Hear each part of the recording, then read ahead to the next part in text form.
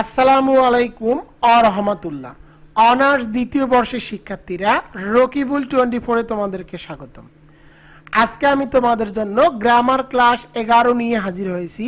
Top 100 correction suggestion and answer part 4 76 থেকে 100 নম্বর correction. ইনশাআল্লাহ তোমরা এই 100টি কারেকশনের মধ্য থেকে 100% পাসে পাস মার্ক তুলতে পারবা, তার নিশ্চয়তা আমি তোমাদেরকে দিয়ে দিচ্ছি। আমি তোমাদের রাকিব স্যার, তোমরা দেখতেছো রকিবুল 24। তোমাদের ক্লাস রকিবুল 24 পাবলিকেশনের সপ্তম সংস্করণ শিওর পাস এই সাজেশন বই থেকে নেওয়া হচ্ছে।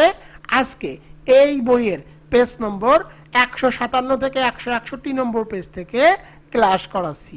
তোমরা যারা যারা এই বইটি ক্রয় করতে চাও তারা দ্রুত এই নম্বরে হোয়াটসঅ্যাপে SMS করো। এবার চলে যাব 76 নম্বরে।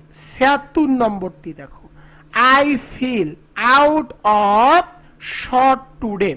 তো এখানে অ্যান্সার হবে I feel out of shorts today।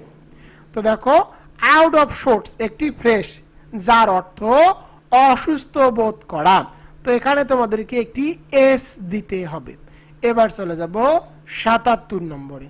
77 নম্বরটি দেখো, the man came to me yesterday who was a lawyer.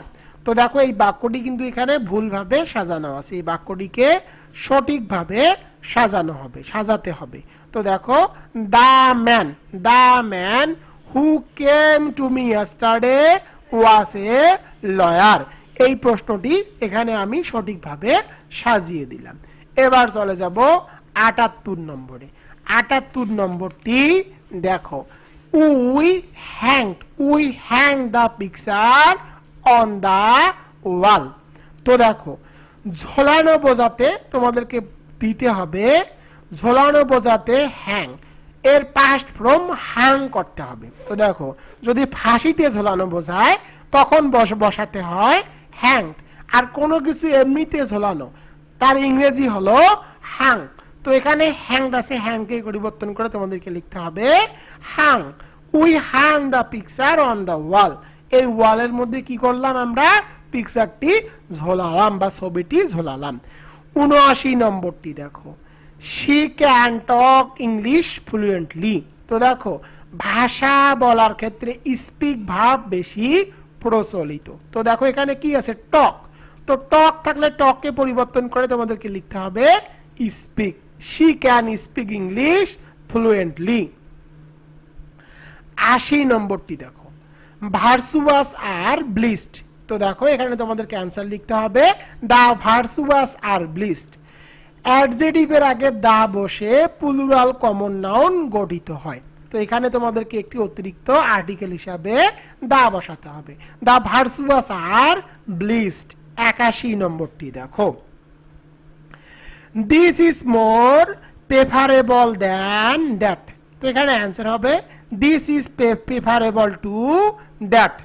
Preferable নিজেই কম্পারেটিভ, তাই মোর বসে না এবং এরপরে টু বসে। তো এখানে অ্যান্সার হবে this is preferable to that.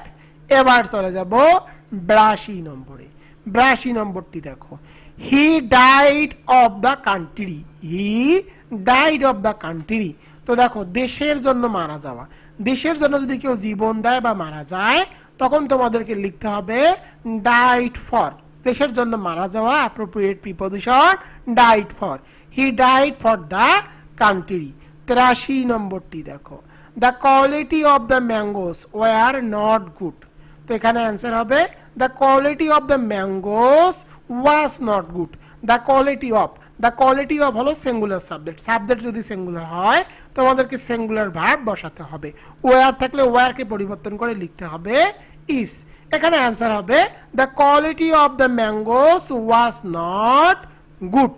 84 নম্বরটি দেখো, I was use to take tea everyday. তো এখানে অ্যান্সার হবে I use to take tea everyday. তো ইউজ টু এর পরে ভার্বের বেস ফর্ম বসাতে হয় বা ভার্বের প্রেজেন্ট ফর্ম বসাতে হয় এবং তার আগে যদি ওয়াজ ওয়ার থাকে সে ওয়াজ ওয়ারকে বাদ দিতে হয়। তো এখানে অ্যান্সার হবে I use to take tea everyday. 85 নম্বরটি দেখো, 85 নম্বর, the driver made the car moved. তো দেখো the driver made the car move হবে। তো দেখো মেড বা মেক এই ভার্বটি হলো positive verb. Positive verb make বা মেকের পরে ব্যক্তি বস্তু যাই থাকুক না কোনো ভার্বের বেস ফর্ম করতে হয়। এখানে আছে মুভড, মুভডের বেস ফর্ম হলো মুভ। তো এখানে অ্যান্সার হবে মুভ। 86 নম্বরে I am not in good terms with him. তো এখানে ওয়ান গুড টার্মস হবে, ওয়ান গুড টার্মস। এটি একটি সঠিক ফ্রেশ, কখনো ইন গুড টার্মস হয় না, অন গুড টার্মস হয়। এবার চলে যাব 87 নম্বরে। 87 নম্বরটি দেখো, হ্যাপিনেস কনসিস্ট অফ কন্টেইনমেন্ট। তো এখানে অ্যান্সার হবে happiness consist in containment. Consist in কোনো কিছু নিহিত, কোনো কিছুর মধ্যে নিহিত, এর অ্যাপ্রোপ্রিয়েট প্রিপোজিশন হলো কনসিস্ট ইন, কনসিস্ট অফ নয়। এবার চলে যাব 88 নম্বরে, হি is now out of his temper. তো এখানে অ্যান্সার হবে he is now out of temper. Out of temper এটি একটি ফ্রেশ, এখানে কিন্তু হিজ থাকবে না। এখানে অ্যান্সার হবে he is now out of temper, সে এখন মেজাজের বাহিরে। এবার চলে যাব 89 নম্বরে, she is very weak to speak. তো এখানে অ্যান্সার হবে she is too weak to speak. Too dot dot to, too dot dot to এটি একটি হলো correlative conjunction. Too dot dot to, too থাকলে এরপরে টু বসাতে হয়, এটি একটি কোরিলেটিভ কনজাংশন। 90 নম্বরটি দেখো, 90 নম্বরে either her friends or Ruby have come.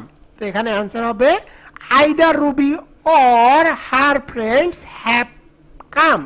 তো দেখো আইদার রুবি, তো দেখো আইদার ডট ডট ও এর ক্ষেত্রে, আইদার ডট ডট অর এর ক্ষেত্রে ভার্বের নিকটবর্তী সাবজেক্ট ফ্রেন্ডস অনুযায়ী হয়। তো দেখো আইদারের পরে প্রথমে তোমাদেরকে নাউন বসাতে হবে। তো দেখো এখানে আছে রুবি, রুবিকে আগে নিলাম, এরপরে অরের পরে বসাতে হবে হার ফ্রেন্ডস হ্যাভ কাম। এটি গঠনগতভাবে ভুল ছিল, যেটিকে শুদ্ধ করে লিখলাম। 91 নম্বরটি দেখো, রোস্তম। রোস্তম এরপরে কি আছে দেখো, fight as a hero. Rostam বীরের মতো যুদ্ধ করলো। তো দেখো এখানে অ্যাস হবে না, অ্যাসকে পরিবর্তন করে লিখতে হবে লাইক। তুলনা করার ক্ষেত্রে লাইক বসে, অ্যাস নয়। Rostam fight like a hero. 92 নম্বরটি দেখো, 92 নম্বর, I shall refine to NOAU। তো এখানে অ্যান্সার হবে I shall refine from annoying you। তো দেখো রিফাইন ফ্রম এটি একটি ফ্রেশ, তোমাদেরকে রিফাইন টু কখনো হয় না, রিফাইন সর্বদা ফ্রম হয়। 93 নম্বরটি দেখো, she is wiser than I think। তো এখানে অ্যান্সার হবে she is wiser than I think her to be। এখানে অতিরিক্ত হিসাবে her to be বসাতে হবে। বাক্যটি সম্পূর্ণ করতে her to be যুক্ত করা হয়েছে। 94 নম্বরটি দেখো, the man was searched for murder। তো এখানে searched with এর বাংলা অর্থ হলো অভিযুক্ত। the man was searched with murder, এই লোকটি খুনের দায়ে অভিযুক্ত। এবার চলে যাব 95 নম্বরে, do not pride in your wealth. তো দেখো এখানে বলা আছে সম্পত্তি নিয়ে কখনো গর্ববোধ করো না। তো এখানে তোমাদের এখানে অ্যান্সার লিখতে হবে do not take pride in your wealth. তো দেখো এখানে তোমাদেরকে টেক প্রাইড, দেখো এখানে টেক প্রাইড আছে, প্রাইডের আগে অবশ্যই তোমাদেরকে টেক বসাতে হবে। টেক প্রাইড গর্ব করা। Do not take pride in your wealth, তোমার সম্পত্তি নিয়ে কখনো গর্ব করো না। 96 নম্বরটি দেখো, John went to Scotland for playing golf. তো এখানে অ্যান্সার হবে John went to Scotland to play golf. তো তো দেখো কোনো বাক্য দ্বারা যদি উদ্দেশ্য বোঝায় তাহলে টু প্লাস ভার্বের বেস ফর্ম করতে হয়। তো দেখো জন স্কটল্যান্ডে গেছে গল্ফ খেলার জন্য। তো দেখো সে কিন্তু খেলা করার জন্য স্কটল্যান্ডে গেছে, সুতরাং উদ্দেশ্য বুঝিয়েছে টু প্লাস ভার্বের বেস করতে হবে। এবার চলে যাব 97 নম্বরে। 97 নম্বরটি দেখো, the minister gave a valuable speech. তো দেখো বক্তৃতা দেওয়ার ইংরেজি কিন্তু গেভ নয়, বক্তৃতা দেওয়ার ইংরেজি হলো ডেলিভার। আর যেহেতু এখানে ভার্বের পাস্ট ফর্ম আছে সুতরাং তোমাদেরকে ভার্বের পাস্ট ফর্ম করতে হবে। ডেলিভারের পাস্ট ফর্ম হলো ডেলিভারেড। এখানে অ্যান্সার হবে the minister delivered a valuable speech. 98 নম্বরটি দেখো, ইন্ডাস্ট্রি ইজ দ্য কি অফ সাকসেস। তো তোমাদেরকে বসাতে হবে কি টু এর বাংলা অর্থ হলো চাবিকাঠি। 99 নম্বরটি দেখো, I see open my uncle. তো এখানে অ্যান্সার হবে I often see my uncle. তো দেখো ওপেন সর্বদা সাবজেক্টের পরে বসাতে হয়। তো দেখো I open see my uncle. 100 নম্বরটি দেখো, Mary speaks France very good. তো দেখো কথা বলার ক্ষেত্রে দেখো এখানে কি আছে, ভেরি আছে, গুড আছে। তো দেখো গুডকে পরিবর্তন করে তোমাদেরকে লিখতে হবে well. Mary speaks France very well, Mary speaks France very well. তো আমি তোমাদেরকে দেখো মোট 100টি কারেকশন শেখালাম। তোমরা যদি কেউ 100টি কারেকশন মনোযোগ দিয়ে পড়ো, ইনশাআল্লাহ তোমরা এখান থেকে 5টি কারেকশন হুবহু কমন পাবা। অনার্স শিক্ষার্থীরা তোমাদের জন্য রকিবুল 24 পাবলিকেশন বের করেছে sure pass honours second year English shortcut suggestion and solution non credit hand note 2025 compulsory English examination 2024। এই বইটি সর্বশেষ 7ম সংস্করণ 1 জুলাই 2025, অর্থাৎ এই বইটি তোমাদের জন্য একদম নতুন ভাবে তৈরি করা হয়েছে শিক্ষাবর্ষ 22-23। তো দেখো এই বইটির প্রধান বৈশিষ্ট্য হলো মাত্র 8 থেকে 10 দিন পড়লে পাস নিয়ে নো টেনশন, 100% গ্যারান্টি। তোমরা যারা রকিবুল 24 পাবলিকেশনের এই শিওর পাস সাজেশন বইটি ক্রয় করতে চাও তারা দ্রুত এই নম্বরে হোয়াটসঅ্যাপে SMS করো। Sure pass honours second year English suggestion 2025 examination 2024 সর্বশেষ 7ম সংস্করণ 1 জুলাই 2025। সাজেশন বইটির বৈশিষ্ট্য, রাইটিং পার্ট অটো ফরম্যাট, অর্থাৎ একটি দিয়ে সকল লেখার নিয়ম। Writing part shortcut suggestion, top 10 top 5 বঙ্গানুবাদ সহ সহজ ভাষায়।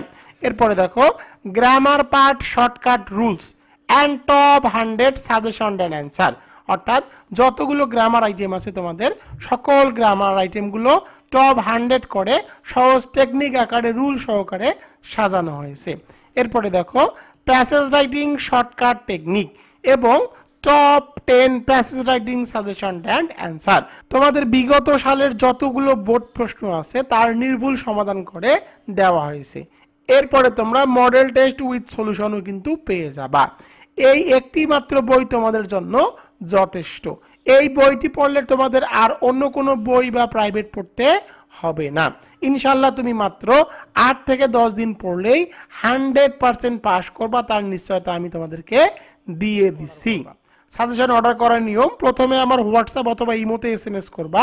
আমার হোয়াটসঅ্যাপ অথবা ইমো নম্বর হলো 01744559475। এই নম্বরে SMS করে লিখবা অনার্স ইংলিশ 2025। এরপর আমার বিকাশ, নগদ অথবা রকেট নম্বরের মাধ্যমে সাজেশন বাবদ 550 টাকা দিতে হবে।